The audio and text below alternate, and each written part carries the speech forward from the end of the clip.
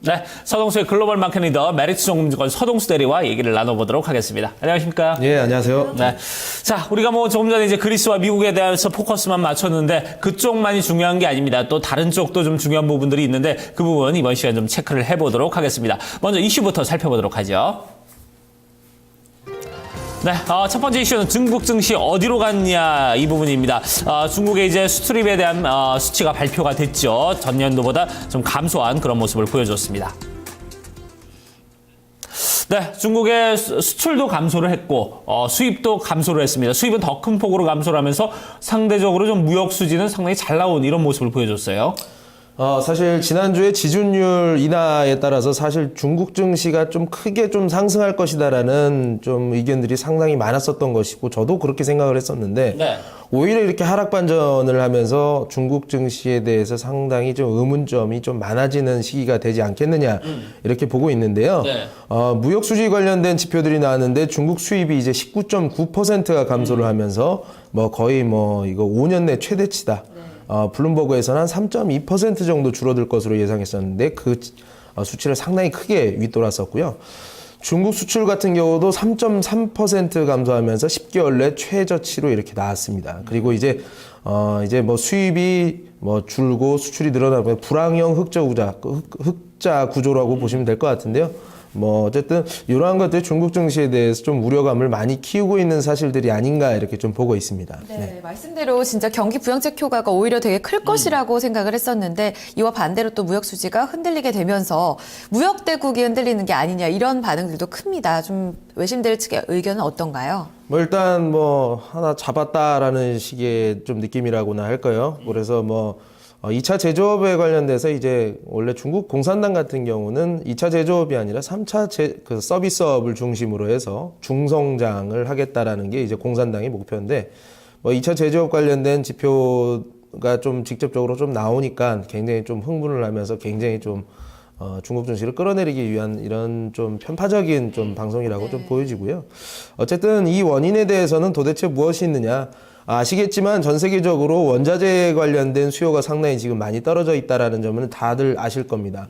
석유부터 시작해서 철광석이라든가 아니면은 뭐 여러 원자재들 굉장히 좀 가격이 반토막 정도 지금 나 있는 상태인데 이러한 것들이 좀 가격 하락이 있어진 것들이 어떻게 보면 전체적인 수입의 그 전체 액수를 좀 많이 떨어뜨리는 원인이 되지 않겠느냐 이렇게 좀 얘기를 하고 있고요.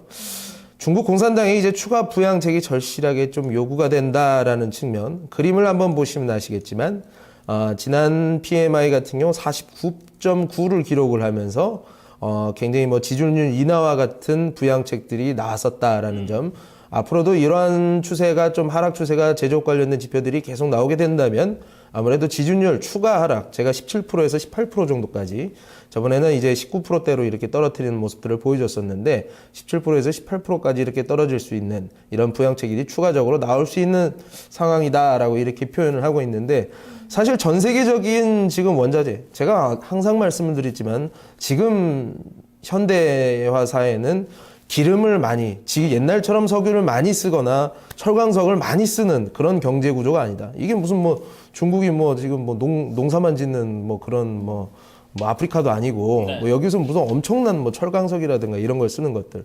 2차 제조업이 잘못되고 있는 것들을 무슨 뭐 중국을 무슨 비문명권으로 뭐 취급하는 이런 수준이라고나 할까요? 그래서 제가 봤을 때 좀 어이가 없다라는 표현을 좀 드리면 될 것 같고요. 네. 일단 아시아에서 가장 그 지금 잘하고 있는 헤지 펀드들을 인터뷰한 기사가 또 블룸버그를 통해서 나왔었는데 거기에 이제 그 리서치 헤드가 얘기를 하기로는 중국 증시는 절대적으로 지금 저평가되어 있는 수준이다.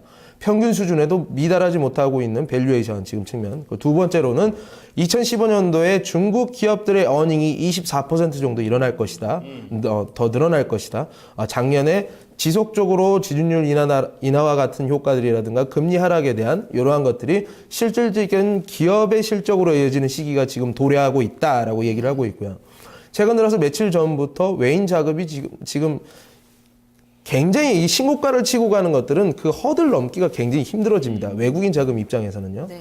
그런데 그런 측면에서 굉장히 좀 큰 조정이 있었다는 것은 외국인 입장에서 들어가 봐도 괜찮겠는데 하는 이런 기회로 삼을 수 있다는 것이죠. 그래서 이렇게 내용을 정리를 해드리겠습니다. 지금 거의 3,000선을 지켜낼 수 있을 것인가 여기에 초점이 맞춰져 있거든요. 그렇죠. 3,075포인트 선까지 내려가게 되면서 다시 한번 여기를 지켜내느냐 아니면 여기서 이탈을 하느냐 걱정일 텐데 사실상 중국 증시가 보면 변동성이 크고 한번 내리게 되면 다시 그 다음날 회복하는 속도도 굉장히 크단 말이죠. 맞아요. 오늘 그런 경기 부양책의 효과가 반영이 되지는 않을까 이런 기대감도 있는데 좀 어떻게 보세요 이번 주에? 뭐 어쨌든 그 하락의 폭이 얼마가 될지는 제가 잘은 모르겠습니다만 그리고 최근들 제가 저번에도 한번 말씀드렸었는데 중국 증시는 개인들이 굉장히 많이 참여를 하고 있고 레버리지가 크기 때문에 증시에서 요구하고 있는 그런 주요 이동평균선 같은 경우 그냥 막 무너지는 모습들을 보여줄 수도 있다라는 측면 그런 게 이제 시장에서 지금 좀 반영이 되고 있는 상황인데요. 어떻게 됐든 현지 증권사에서는 현재 하단을 3,000선으로 보고 있는 증권사들이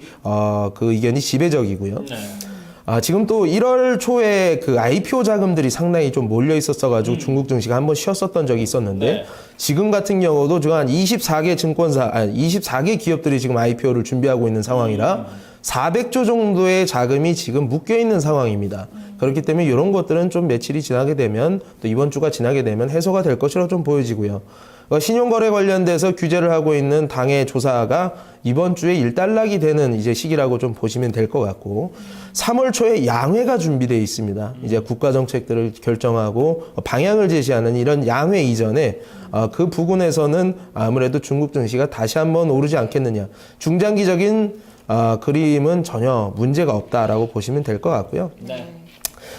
마지막으로 가장 중요한 부분들, 제 외인들의 참여가 없는 상해 종합증시의 상승이 조금 우려스럽다라는 측면을 좀 많이들 제기를 하고 계시는데, 후구통, 그러니까 후광통 중에 후구통, 홍콩을 통해서 상해 종합증시, 상해 증시, 본토 증시에 들어가고 있는 외국인 자금들이 최근 한 4, 5 영업일 중에 계속 순매수로 지금 나오고 있다는 측면, 외인들이 본격적으로 상해 종합증시에 들어오고 있다.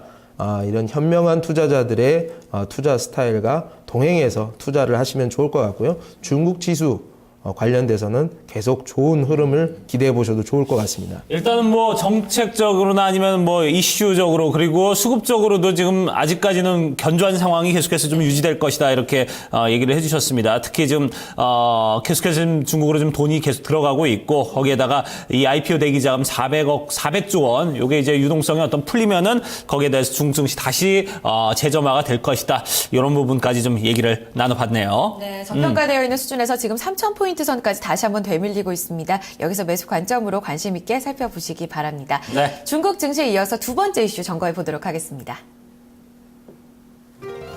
네, 금 가격 상승 두 번째 주제로 살펴보겠습니다.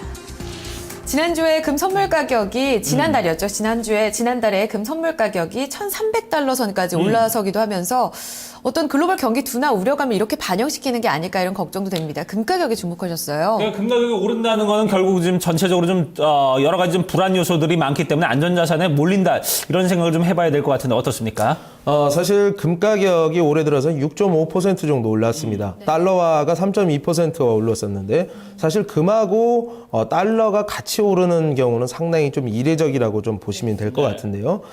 그림 보시면 아시겠지만 달러와 금은 사실 반비례 관계에 있는 것이 사실입니다. 하나는 위험자산 그리고 하나는 이제 위험자산이 아니라 안전자산으로 이렇게 좀 인정을 되고 있는데 최근 들어선 동반 상승을 하고 있다. 11월부터 계속 지속이 되고 있다라는 측면. 아무래도 이제 그 과거 사례를 보면 2010년에 그리스 재정 적자가 급증했을 때 6개월간에 금하고 달러가 같이 동시 상승했던 부분들이 있었거든요. 네. 그래서 이런 부분들이 과연 뭘 시사하는가 한번 좀 알아볼 필요가 있을 것 같습니다. 네. 지난 과거에도 이렇게 그리스 우려가 불거졌을 때 같이 상승을 했다, 동반 상승을 했다는 건 이 두 개에 대한 어떤 안전자산에 대한 수요가 집중적으로 좀 몰렸다 이렇게 봐야 되지 않을까 싶거든요. 좀 외신 반응 어떤가요? 월스트리트저널 따르면 사실 그 안전자산의 대표적인 선두주자가 달러라고 보시면 되는데 달러에 대한 의심이 제가 봤을 때 조금 좀 늘어나는 구간이 아니냐 이런 좀 생각이 많이 듭니다. 사실 전 세계 중앙은행이 지금 양적 완화를 하고 있는 모니터링 이징을 하고 있는 상황에서 통화 가치가 지속적으로 떨어지고 있다. 달러 같은 경우도 사실 지금 아직 긴축에 나서지는 않고 있습니다만 지금 굉장히 많이 머니 프린팅을 해놓은 상태이기 때문에 어떻게 보면 이 가치에 대해서 의구심이 많이 드는 투자자들이 금으로 좀 몰리고 있다라고 좀 보시면 될 것 같습니다.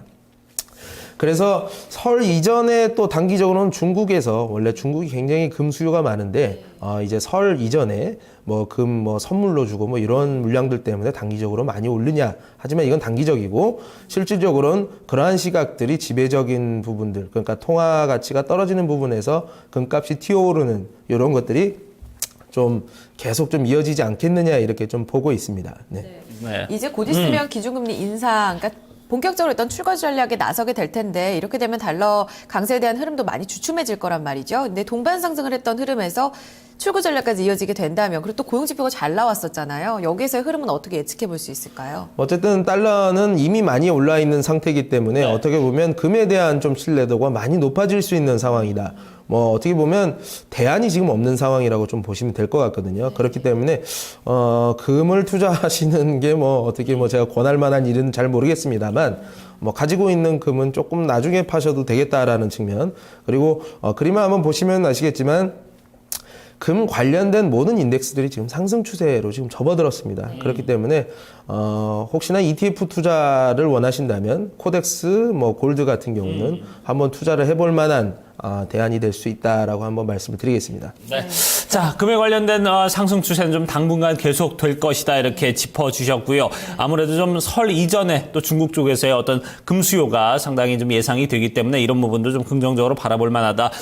따라서 이제 코덱스 골드까지 관심에 담아두는 것이 바람직하다 이렇게 짚어주셨습니다. 네, 금 수요에 대한 어떤 귀금속 가치를 넘어서서 안전자산에 대한 급속도로 좀 수요가 몰리게 되면서 이런 부분들도 같이 한번 체크해 보시면 좋을 것 같습니다. 두 가지 이슈 여기서 마무리 짓겠습니다. 메리츠 종금증권 서동수 대리와 함께했습니다. 감사합니다, 대리님. 네, 감사합니다. 네.